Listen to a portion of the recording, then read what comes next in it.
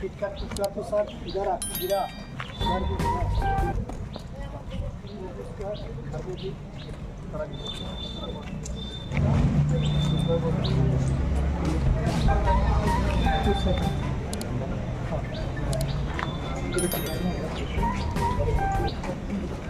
अभी क्या सिचुएशन है और सिचुएशन कंट्रोल में है। हमारे पास enough forces CRPF central forces और अभी लोग भी डिस्पर्स हो रहे हैं।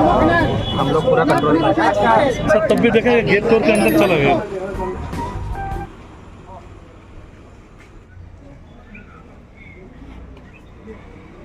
তো একটা বলে না উল্টা চোর কোতোয়াল কো ডাকে, এরকম পরিস্থিতি হয়ে গেছে।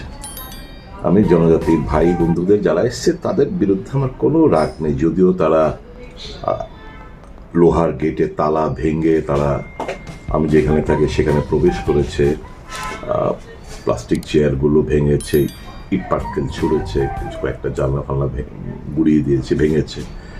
আমি তাদেরকে আমি দোষ, তাদের বিরুদ্ধে আমার কোনো রাগ নেই, অভিমান নেই, কারণ আমি তাদের স্বার্থ সংশ্লিষ্ট ব্যাপার নিয়েই তো কথা বলছিলাম। এটা তো ঘটনা, বিজেপি দল তারা এসসি এসটি ওবিসি মানসিকতার দিক দিয়ে তারা বিরোধী, তারা পারভার্টেড মানে বিকৃত মস্তিষ্ক এই তিনটে সম্প্রদায় নিয়ে, এসসি এসটি ওবিসি নিয়ে তারা তাদের মাথায় বিষ ভরে রয়েছে, তাদের ঘৃণা করে। এরকমটা ঘৃণা না করলে একটা মানুষ, বিজেপির দেবতুল্য কার্যকর্তা মধ্যপ্রদেশে ওপেনলি কারো গায়ের উপরে প্রস্তাব করতে পারে? তো এই কথাটাই তো গতকালকে তাদের এই ঘৃণার মানসিকতার কথাগুলো বলতে গিয়ে আমি এই ঘটনাটা উল্লেখ করেছিলাম। অন্যায়টা কি করেছি? আমার তো বানানো গল্প না, বিজেপির মতো আমি বানিয়ে কথা বলতে পারবো না। ফুটেজ রয়েছে, আপনাদেরকে এখন কালকে বক্তব্যের পরে ফুটেজটা আরও ভাইরাল হয়েছে। তো এগুলো তো ঘটনা। এই যে গতকালকে উড়িষ্যাতে দুজন এসসি সম্প্রদায়ভুক্ত লোক দুটো গরু কিনেছে, গরু কেনার অপরাধে তাদেরকে কেন গরু কিনেছে, তাদের যারা গোরক্ষা বাহিনী তাদের কেন মোটা অঙ্কের টাকা দেয়নি, তাদের কি করলো মাথার দিকটা মুড়িয়ে দুজনকে কুকুরের মতো মুখে ঘাস দিয়ে তাদেরকে কুকুরের মতো হামাগুড়ি দিতে হয়েছে, মারধর করেছে। তো এগুলো তো কি পরিচয় দেয়?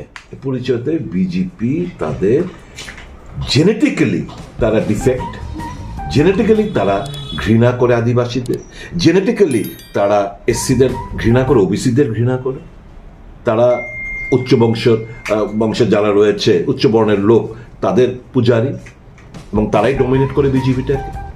তো এই কথাগুলো যদি আমি সত্যটাকে সত্য বলে আমি যদি মানুষের জাগ্রত করার চেষ্টা করি, আদিবাসীদের কথাগুলো যদি আমি বলি, আমার দুঃখ হয় কিছু ইমেচিওর জানেও না হয়তো এই ঘটনাগুলো যে ঘটেছে। তাদেরকে বলেছে সুধীর বাবু আদিবাসীদের বিরুদ্ধে খারাপ কথা বলেছে, যাও গিয়ে বিক্ষোভ করেছে, তাহলে করলেন তো ভালোই হলো। একদিকে অন্তত এই ইস্যুটাকে মানুষ, আমি যতটুকু আমার বক্তব্য নিয়ে যতটুকু না প্রচার লাভ করেছে, এই জিনিসটাতে মানুষ অন্তত ভেরিফাই করবে আসলটা কি, এবং মানুষ দেখবে, জানবে, বুঝবে যে আমি সুদীপ রায় বর্মন এই রাজ্যের এবং দেশের আদিবাসীদের স্বার্থে কংগ্রেস দল এবং একজন কর্মী তাদের সপক্ষে কথা বলছে।